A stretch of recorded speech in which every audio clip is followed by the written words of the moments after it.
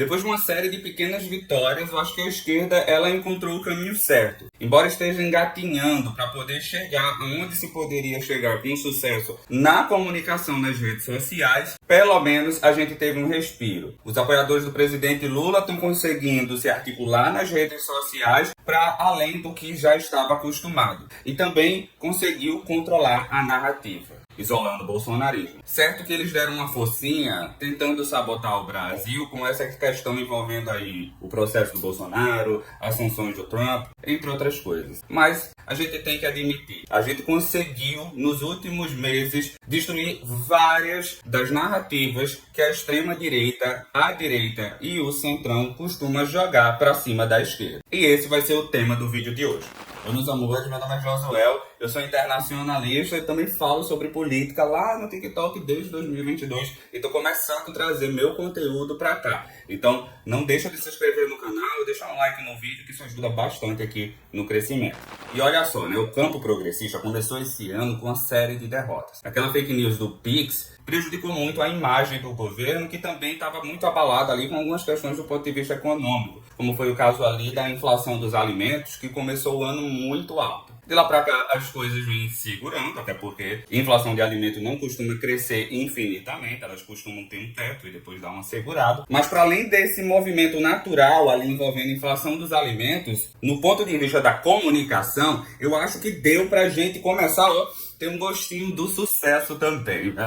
É claro que o caminho ainda é muito longo a se percorrer para que a gente consiga dominar bem a comunicação dentro das redes sociais. Mas um ponto eu acho que fez com que a gente tivesse sucesso. Eu acho que o ponto de virada foi justamente quando o governo fez um decreto que aumentava o IOF ali para algumas transações e também diminuía algumas distorções ali, que deixava a galera do andar de cima ter uma série de benesses envolvendo ali a tributação do IOF, enquanto o micro pequeno empresário e a pessoa física se lascavam. Eu acho que esse foi o momento que a gente conseguiu virar a chave. A gente, ao invés de ficar batendo de frente com o bolsonarismo, que muitas vezes traz algumas pautas que não tem nenhum lastro com a realidade, e daí você vai ficar debatendo uma narrativa vazia, ali a gente mirou em um grupo político que precisa se manter nas sombras. Eu tô falando do Centrão. Quando a gente direcionou a crítica ao Congresso, e não para o deputado bolsonarista, mas para aquele deputado do Centrão, que fica ali dando uma de não alinhado, mas que sempre está prejudicando o Brasil, isso fez com que a gente conseguisse se mostrar justamente para quem vota no Lula. A gente precisa entender que quando a gente bate muito no bolsonarismo, a gente está batendo em um eleitor que dificilmente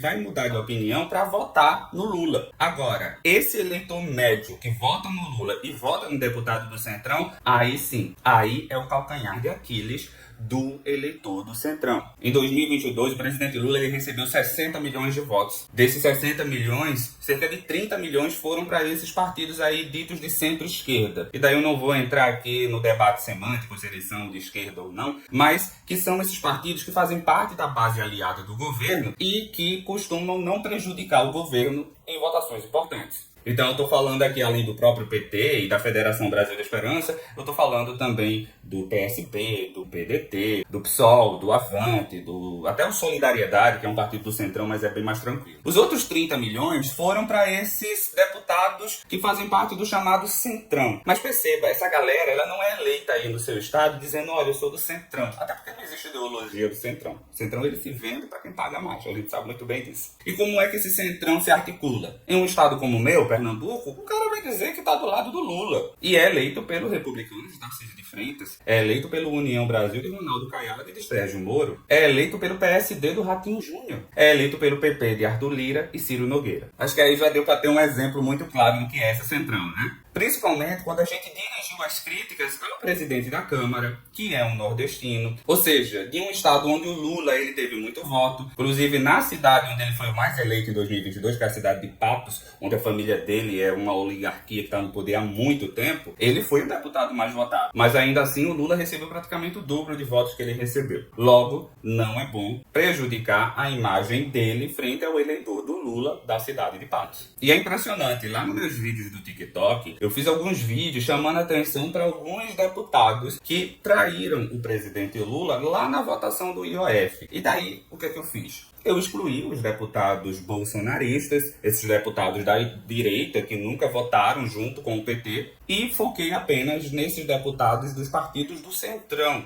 que no ano que vem vão se eleger naquele santinho que tem uma fotinha dele e a fotinha do Lula atrás. E olha, gente, é impressionante quantas pessoas que me seguiam, que adoram o Lula, tinham votado justamente nesses caras. Inclusive, uma coisa que a gente precisa entender no Brasil: lulista é diferente de esquerdista. O lulista é uma pessoa que gosta do Lula e não necessariamente é um cara que é de esquerda. Então vota no Lula por conta do personalismo. E daí, quando aparece ali um candidato que fala bonito ou que usa ali seu poder econômico para chamar a atenção com jingle, com campanhas publicitárias muito bem elaboradas, essa pessoa acaba votando nele. Porque essa pessoa não tem uma consciência política clara. Mas vale ressaltar, esse lulista é muito mais fácil de você conquistar o coração dele para que ele se torne um esquerdista do que ficar batendo lá, ó, no bolsonarista. Aquilo ali eu já falei, tá? Tempo jogado fora. Não perca seu tempo tentando mudar a opinião de bolsonarista. Use esse tempo para pegar esse lulista que gosta do Lula, mas que vote em um deputado do Centrão para que no ano que vem ele vote em um deputado de esquerda. Agora, uma outra coisa que tem ajudado muito a esquerda é tratar dos problemas do dia a dia. Até porque nesse momento,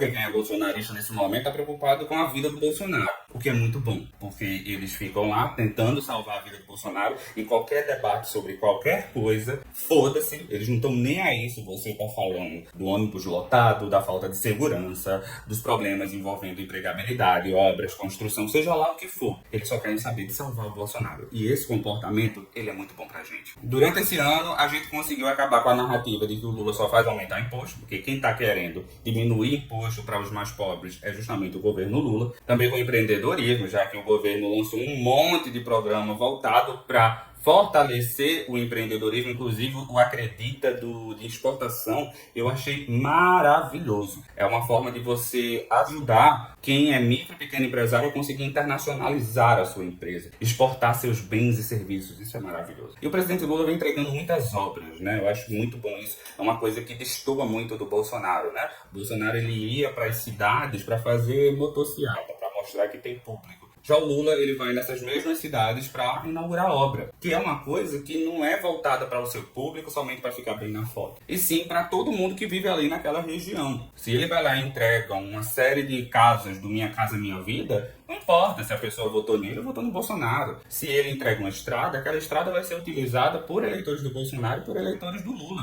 E isso é o que deve ser a política. É a gente se preocupar com o bem de todas as pessoas, independente de quem elas votam. O voto é um direito seu. Você tem direito de não gostar do Lula. Agora, é obrigação do presidente eleito cuidar do seu interesse também. Até porque você paga imposto como qualquer um eleitor dele, não é verdade? E para além do isolamento do bolsonarismo, que só está pensando em salvar a vida do criminoso de estimação deles, você tem um Centrão também querendo salvar a própria pele. Porque atualmente você tem o caso das emendas, que está sendo investigado por ministros do STF, mais especificamente o ministro Flávio Dino. Outra coisa que está pegando Deus e o mundo, inclusive na esquerda, vale ressaltar. E o movimento do Centrão é de tentar passar uma PEC da blindagem, acabar com o foro privilegiado. Mas é para acabar com o foro privilegiado para poder acabar com esse tipo de privilégio que eles têm? Não. É para tirar do STF a prerrogativa de julgá-los, que é uma coisa que está lá na lei, está na Constituição. E eles só fazem isso porque nesse momento histórico no qual nós vivemos, você tem um STF que está se debruçando sobre o caso das emendas parlamentares, cobrando mais transparência e investigando supostos desvios. E daí, ó, nesse caso a gente tem que ter muito mais cuidado e muito mais cobrança, inclusive dentro da esquerda, que vai ter gente da esquerda que vai querer passar esses negócios aí de PEC de blindagem,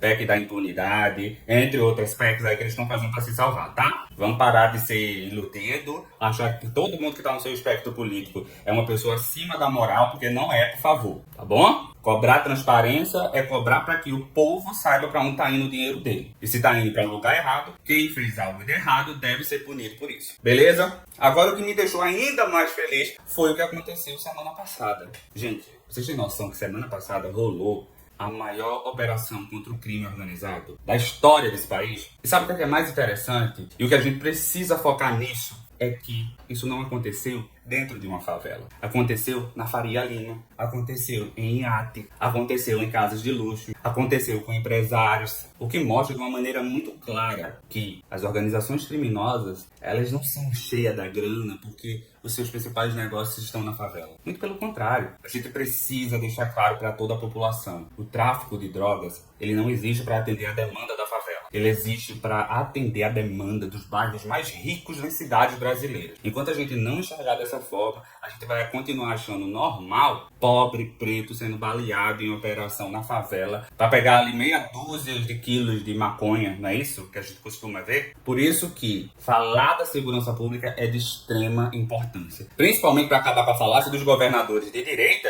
e de todos os seus apoiadores de que os estados deles são seguros. A gente sabe que não é. Eu sempre trago aqui, inclusive, ó, me segue, tá? Porque toda noite aqui, por volta das 7 horas, tem live e eu sempre tô batendo no tema da segurança pública, mostrando que taxa de homicídio baixa, em momento algum, é sinônimo de segurança. Muito pelo contrário. Nos estados governados pela direita, principalmente São Paulo, eles deixam o crime organizado atuar, evitando somente que tenha briga entre facções, para não ter taxa de homicídio alta, enquanto os outros crimes acontecem e eles não estão nem aí. Por isso que você tem que falar sobre segurança pública também. A gente que é da esquerda tem que trazer essa pauta pra gente. E essa operação que aconteceu semana passada mostra por A mais B que a gente pode combater o crime organizado e deve combater não nas favelas, e sim nos bairros mais ricos. Obviamente, a gente tem uma série de distorções dentro das favelas que também precisam ser analisadas e combatidas, mas enquanto a gente não enxergar que o crime organizado está nos bairros mais ricos das cidades brasileiras, a gente vai continuar enxugando o gelo. Então é por isso que eu digo para você, você quer enfraquecer a direita do seu estado no ano que vem, pode falar da segurança pública e culpar o seu governadorzinho de direita